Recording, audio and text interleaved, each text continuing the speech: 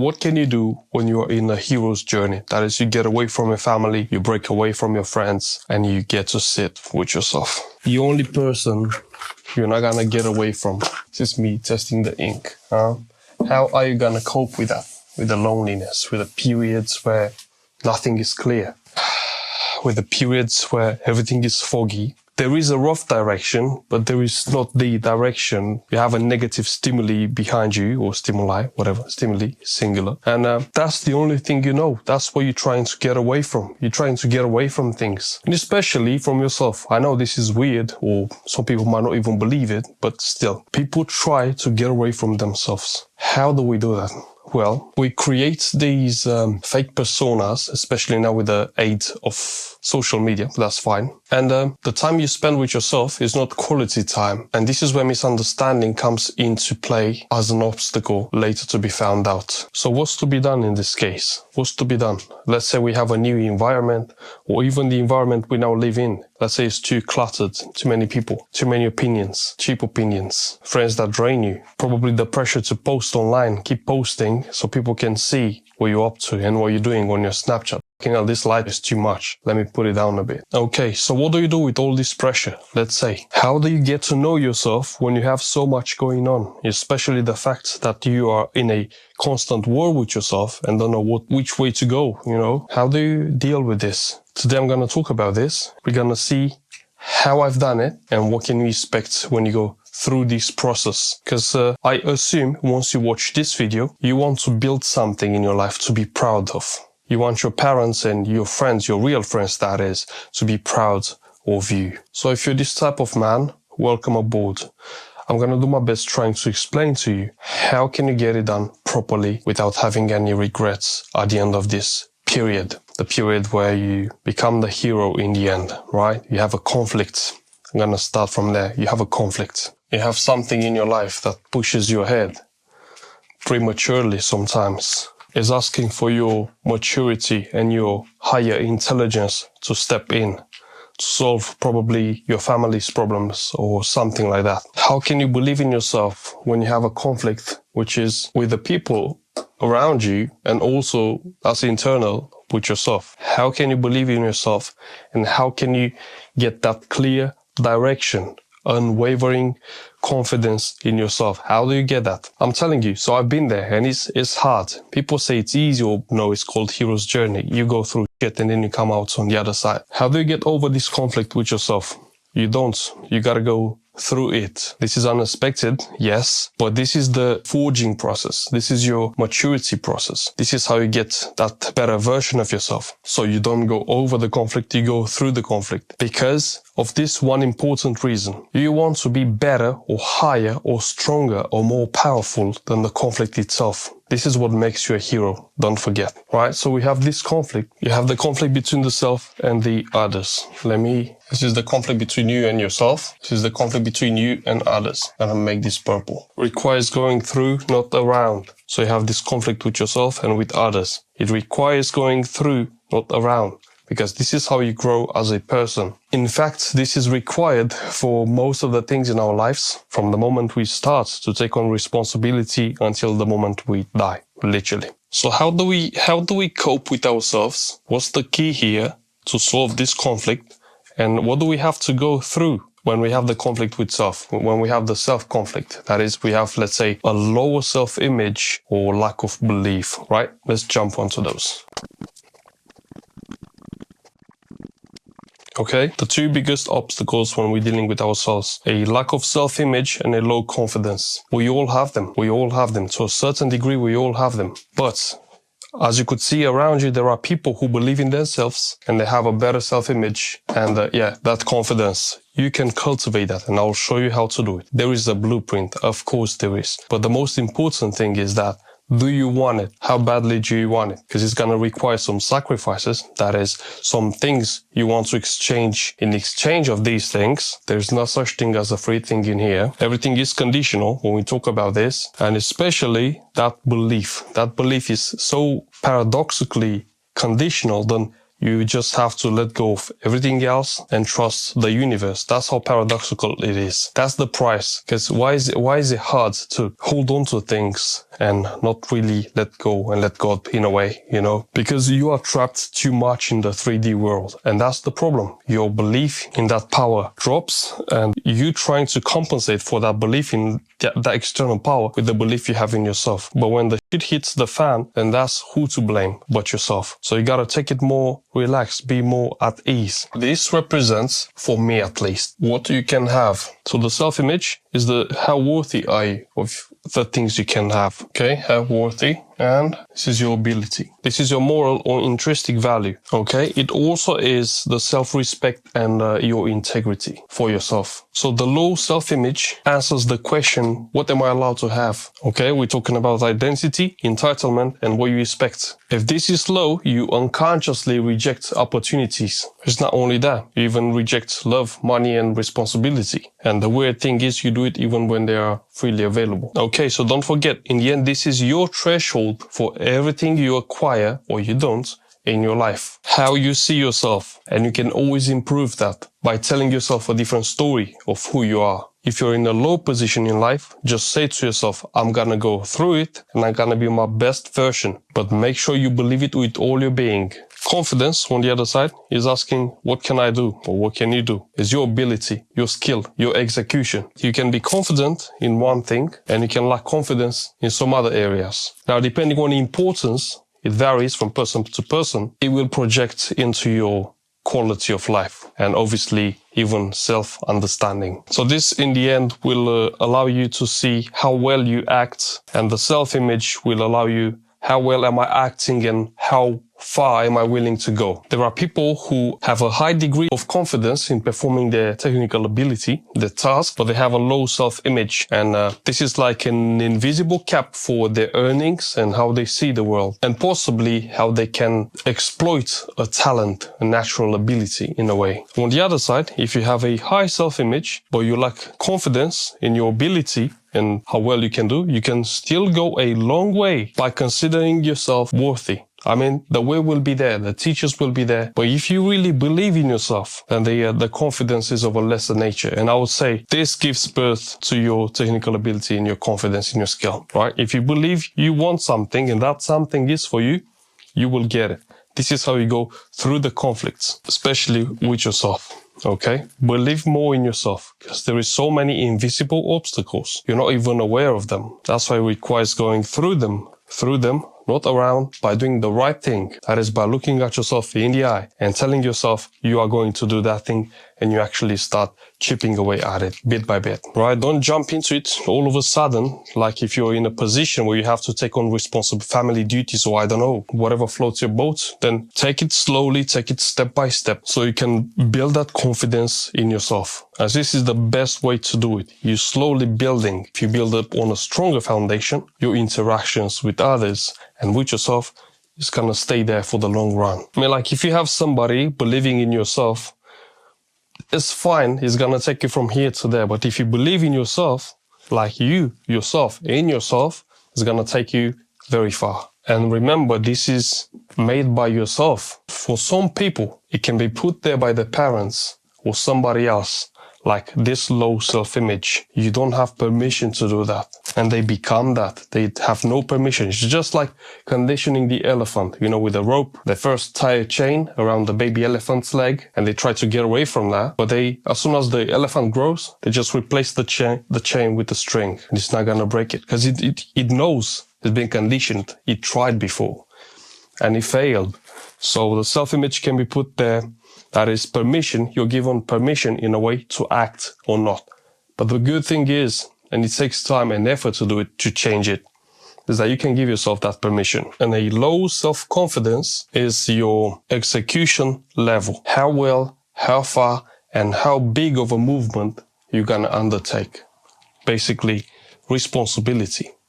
In fact, these make your identity, but your responsibility stems right from that. Okay, so these two make up your identity and in turn your responsibility. The degree of a problem you can undertake and eventually solve. Nice. So we have the identity, and responsibility. Now that we have the two problems that the self can have in conflict, of course there is more, but this is my concern for now, because this is what I had to deal with. How do we change a low self-image? And there is one answer to that. Your nervous system believes he's at death with something that threatens what he holds as truth. Let me be more clear here. Your self-image does not change through repetition like the low self-confidence does. Your self-image changes through identity-threatening action. If you survive an action that your nervous system believes is gonna bring you death, and you rewire yourself, and you got past your obstacle, you went through the shit, and you become somebody else. And this is how you become the hero, right? In practical terms, I'll give you the key. It's called the compound effort. You do the minimum viable action. Identity-threatening action. If you survive, your self-image improves 100%. This is true. And then you take the small viable action. Small viable action. This paired with a compound effect is gonna turn you into a new identity who can take on more responsibility. What a compound effort says is that small changes add up over time. It was actually effect. There we go. Effects. So we have, if you survive, bro, you will survive. It's just your nervous system that's getting nervous in a way, you know? So we gotta deal with that. So pay close attention to whatever friction you have, and you have to deal with that. You gotta go through that. You will require a bit of leaving your comfort zone and being alone and leaving your friends. Of course you will, but this is the price of victory. You can only become a hero only by going through, and you survive and your self-image improves. Let's say this is a bigger overarching cycle or circle, and under it there is smaller ones, you know. There we go. And you could be right here in the middle of one. So what the compound effect is doing is compounding all of these smaller things, you know. There we go. So you can understand and see. That's the compound effect. Smaller things. Now, if you have responsibilities right now, very good. And you got my respect for that. You will need to go through them, but at the same time, make sure you're keeping your eyes in front of your back of your mind, the bigger picture. Where are you heading? Okay? You need to be constantly aware. What do I want from life? Do I want to spend all my time doing the same thing until things are gonna get harder because my body's gonna get older, but my mind stays the same? I mean, like, what the f? Like, I gotta do something. And you keep asking yourself, what am I gonna do? How am I gonna improve what I'm doing? How is my identity gonna grow? Keep asking yourself that. You will find a way. Because you have a question, your mind will come up with an answer. It might not be the best answer. That's why you're going to keep asking. Keep taking action. Identity-threatening action. And you will see improvements. Now, the ability-based confidence can only be improved by repetition. By being constantly exposed to that thing. For example, let's say you go to the gym, or you want to go to the gym. And what's left for you? I was looking if it's recording. You're still recording. Very nice. Keep recording. I need it, please. Right. If you go to the gym and you have a low ability, that is a low self-confidence, yep, and you don't know what to do, well, you first go in there and there is so many equipment in there. It's like, you don't know where to start, you know, it's like, I would highly suggest you start with the basics, by the way. But the more you expose yourself to that thing, the more your confidence is gonna grow. Same like driving, same like skateboarding, is all the same, right? Long exposure. Let me write this down. Repetition. This is how your confidence is gonna grow. Repetition. This repetition requires you to go and do that thing until your ability increases. And the principle I'm gonna suggest here, if you're a beginner, let's say a beginner, okay, that is, you will have to start with the smallest viable action. Again, that cannot fail. The only difference in principle, this repetition, this action, smaller, that cannot fail, is not identity based. It's based on your ability and execution. That is to get yourself good at being the person who can actually do that thing. Not really a master, but still. Once you undertake something, once you want to change something or you have something to deal with, talking about smaller things, you will have to take the smallest viable action. Let me downgrade it even more. Very small action that cannot fail. Like that cannot fail. There we go. We do the very small action that cannot fail. With other words, you gotta show up. And this is how you also beat the resistance like a pro. Okay, let's say you want to save money. You save the very small amount possible you can save, even 1 penny. Let's say you want to start going to the gym to improve and go through the conflict. That is, you want to get yourself in a better physical shape, or you want to prove the other people by using that negative feedback. You want to prove the other people what your body is capable of, a reflection of your mind, with other words, of your self-confidence and your self-image to show them. And so we start by doing the very small action that cannot fail. What can you do that cannot fail? If you want to become a bodybuilder, if you want to become a musician, if you want to be the biggest badass businessman, what's the very small action that cannot fail? Think about that and come up with something. And then take some identity-threatening action, like picking up. You go to the girl and you speak. What's the biggest secret here, by the way? Just having fun. Don't expect anything from her. Just go and talk to her. If she's gonna like you, the way you talk, the way you behave, that's fine. That's called pickup in a nutshell. Excuse me, how you doing? Can I ask you, can I talk to you for 2 minutes? Like, be playful, be bold. And if she likes you, she's gonna talk to you. If she talks to you, she's gonna want to talk more. She's gonna give you the number. Of course, you gotta close, you gotta ask, but it's a totally different story. But that's obviously a reflection of who you are, of this small, viable action that cannot fail. Like, you gotta build that self-confidence and self-image. You must not give a single fuck about what people are gonna think about you when you're doing whatever you're doing. Be it pickup, be it business, making donuts, whatever you're doing. If you have a book to write, you just write 2 paragraphs out of your head. They might not necessarily match the context, but you're still there writing your book. Simple, easy. Brother, you're writing something, you're doing your thing, bro. Right? Here you have it. This is how you build yourself from scratch. You have an idea, you don't know how to make it happen, you don't know if you're capable of doing it, or even if you're worthy, and yet you have it. So in you, there is the possibility of you actually making that happen. Here's how you make it. Here's how you make it. A seed can grow into a tree by taking only 1 drop of water at a time. Don't think about 20 years in the future. Focus on the step you have to take now, today. If you want to lose 20 pounds, or even more, or even less, or if you want to have the abs popping out, you can do that. But you gotta really want to do it, because it's possible. You can do it. It's actually very easy, bro. You work under the compound effects, the biggest secret people overlook because they project too much into the future. Don't do that. Be calm with yourself. Believe more in yourself. This is how you believe more in yourself, by being consistent. And once you're consistent with with identity-threatening action and very small action that cannot fail, you can tip mountains. It's all in here, bro. Right, let's see how we deal with others. Let me wipe this. Let me drink my tea a bit. I have my chopped ginger tea. I love it.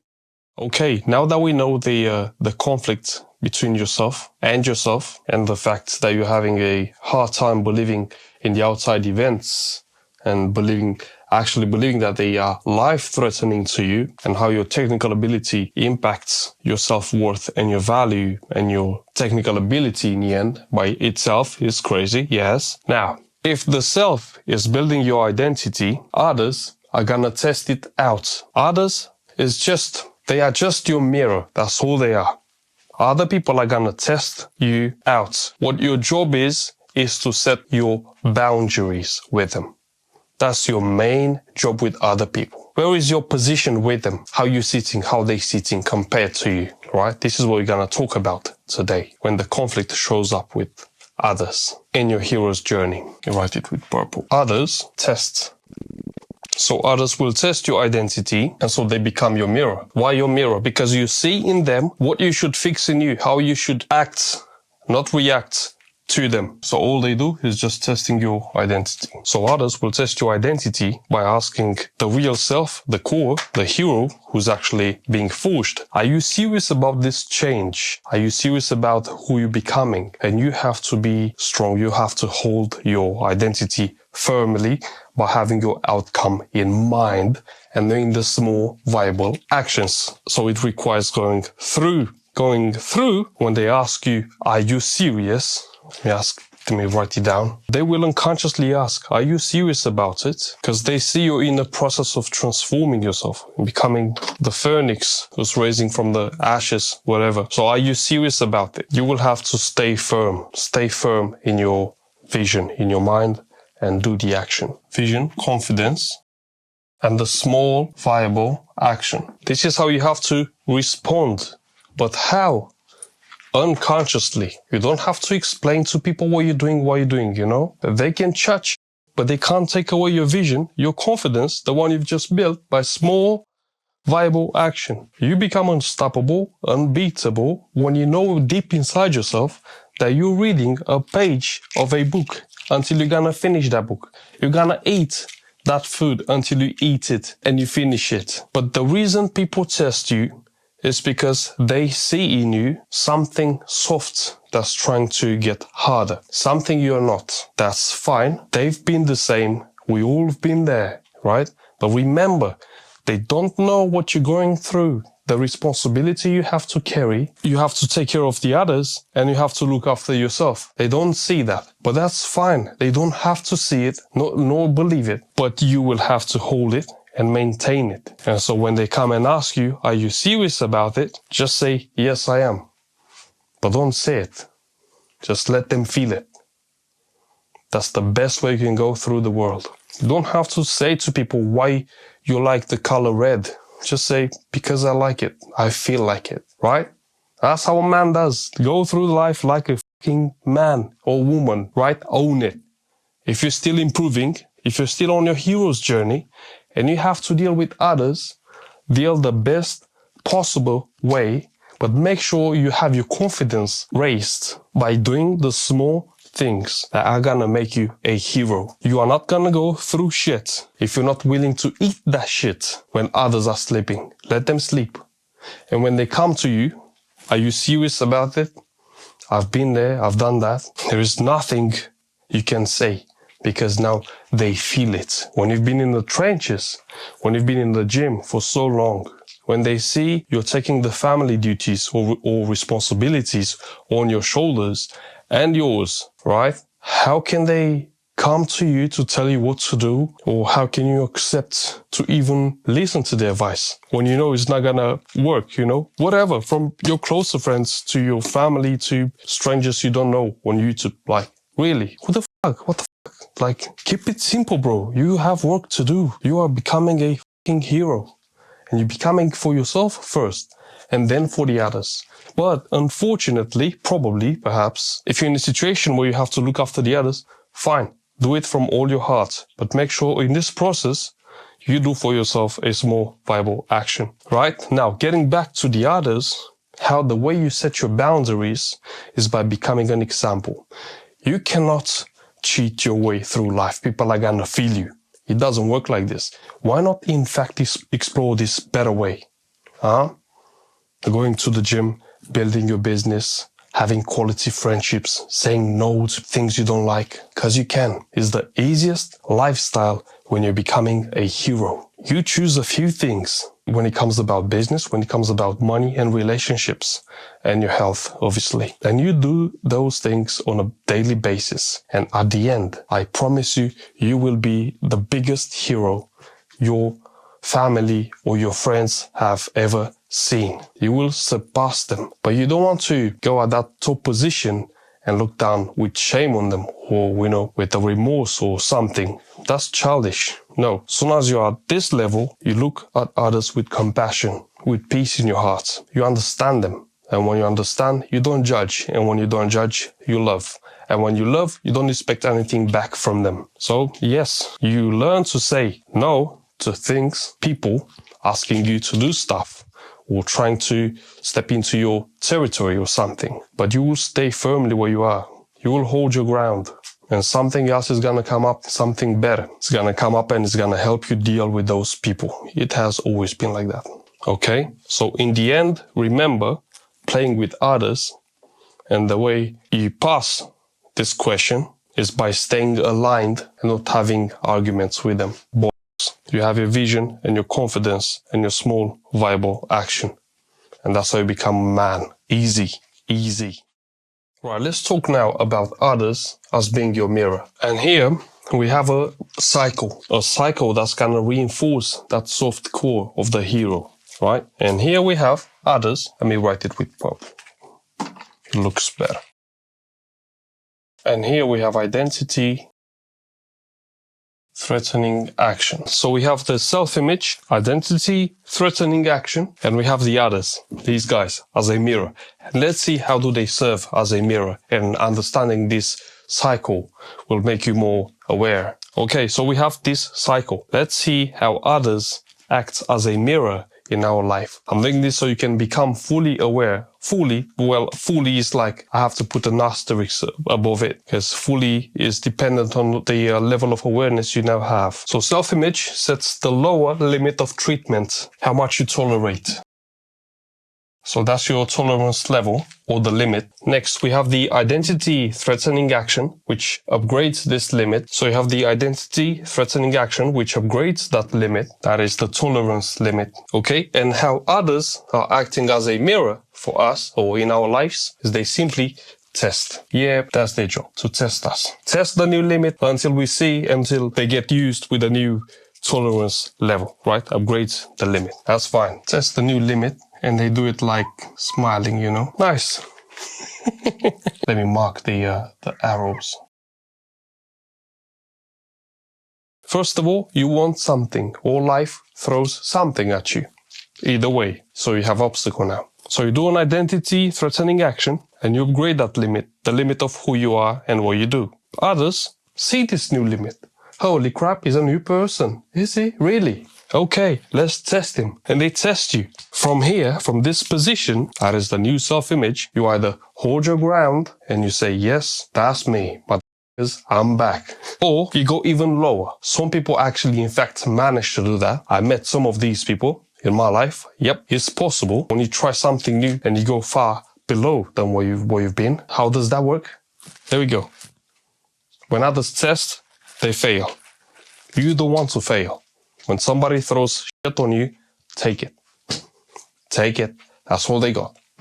Anyway, you have so much more shit to do. Anyway, this is how you go through these obstacles, especially with others. Now you go with yourself. There is more. There is the self-sabotage and not knowing which direction to take.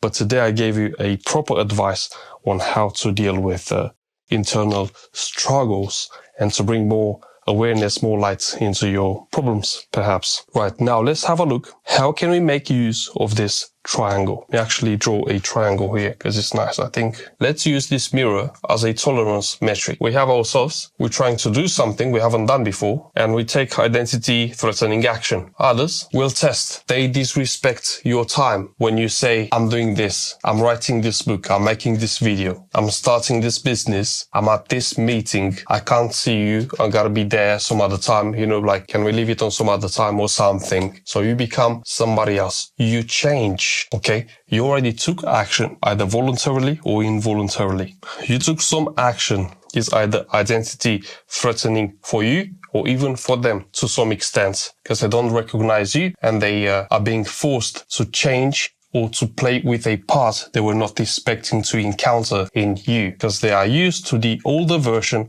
of yourself when you used to be actually a pleb. So what they do, they test the new limit. They disrespect your time or their commitment to you. They either cross some boundaries with you or they take without asking. And if you allow it to continue, that is, you tolerate that thing, what they did to you, what the mirror is saying, this is what I believe in and this is what I'm allowed to take in. And it happens because the mirror is your permission. The other way others can act as a mirror for us is for the fact that we have unincluded in our personality some unintegrated material, I would say. For example, you see some behavior in other people that activates you. What is it? Why does their behavior trigger you? What's wrong? And depending on how intense that emotion is, it can show you a few things. First and foremost is the insecurity in yourself. And you might have some suppressed traits like disowned authority or disowned ambition. For example, if you judge arrogance in others, you're actually judging that arrogance within you, within the self. Something from that thing is not included. And if we dig a bit deeper, you might have unclaimed authority or something about it triggers you. Or if you see somebody successful, the way it acts as a mirror is that you resent success. And so there is a reason for that. Why do you resent success? And if you dig up these beliefs, you can actually bring to light those beliefs. And so not be controlled by them. And I think this is one of the best things to improve yourself, especially when you are on a hero's journey, because you can clearly see what you don't like in others. And from here, you can see what you actually don't like in yourself. But the ego being blind to this, like, for example, it took me so many years to find out how people are acting as a mirror for me. Because I used to hate some other people and love other people. And there was a reason for that. Now I know. This is how it works. You have to include those traits you hate in others, or you despise, or you don't like, and treat them as part of yourself. Try to understand them so you can understand yourself. What don't you like about them? Really contemplate and reflect. Ask yourself questions like why this specific behavior triggered me. Here, you need to understand that resolution happens when you go through. If you go around the obstacle by doing something you're not, you cannot grow.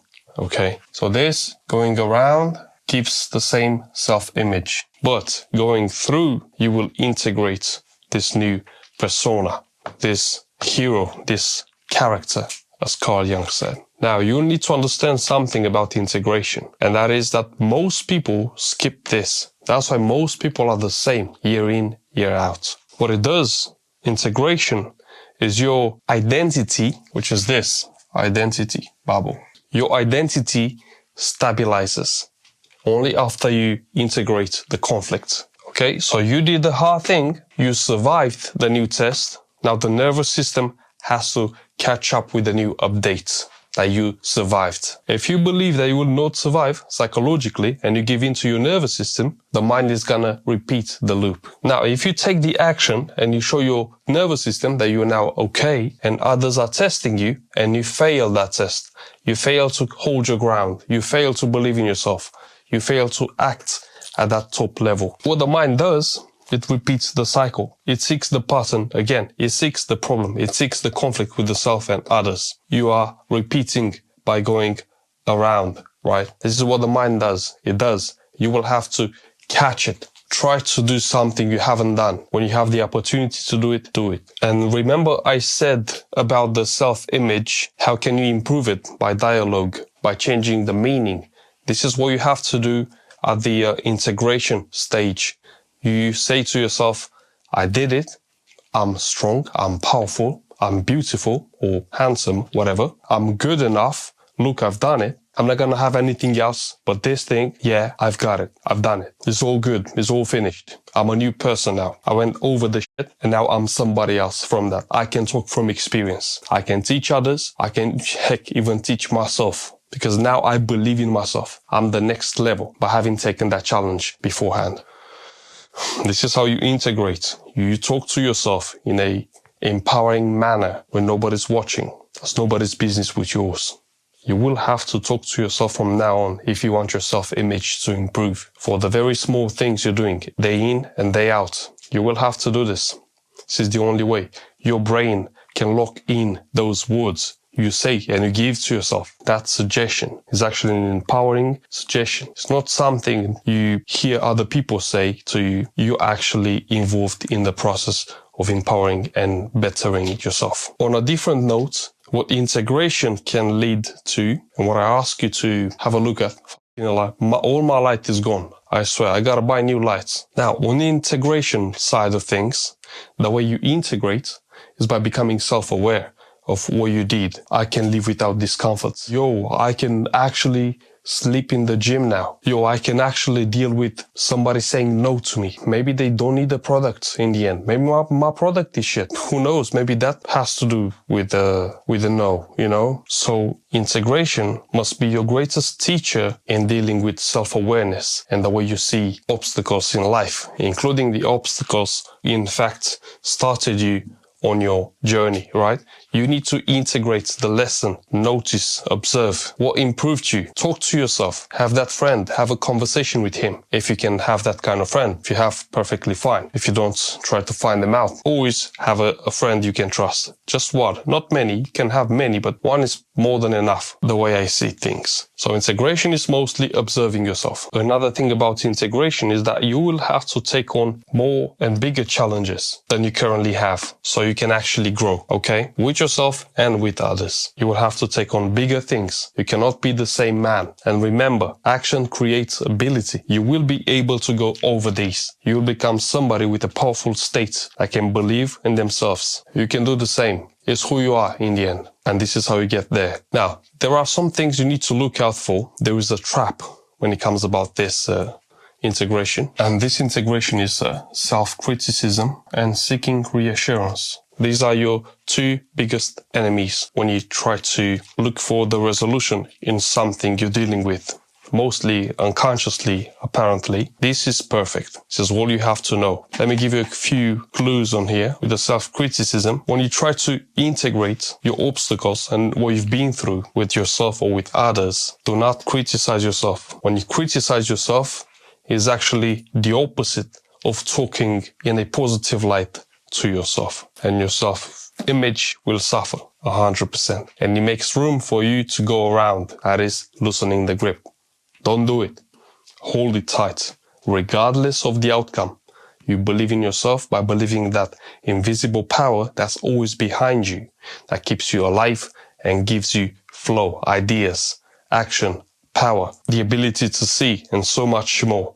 So never, under any other circumstance, ever criticize yourself. The other thing you need to look out for is seeking reassurance from yourself and from others. You don't need to be assured of something you know, because you are.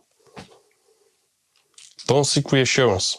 Seek your reassurance. Don't look on the outside for other people to say, what a great job you did. No, you need not such a thing. Okay? So never, under any circumstance, seek reassurance. And the only reassurance you seek should be of this cycle to repeat again and again and again by going through. That's your only reassurance. And that comes only from the self, right? It's been a pleasure presenting this video to you. If you liked, subscribe and like this video, and I'll see you in the next ones. Thank you. And my light is out. My face is here, but my light is not. Anyway, I need to buy new lights, don't I?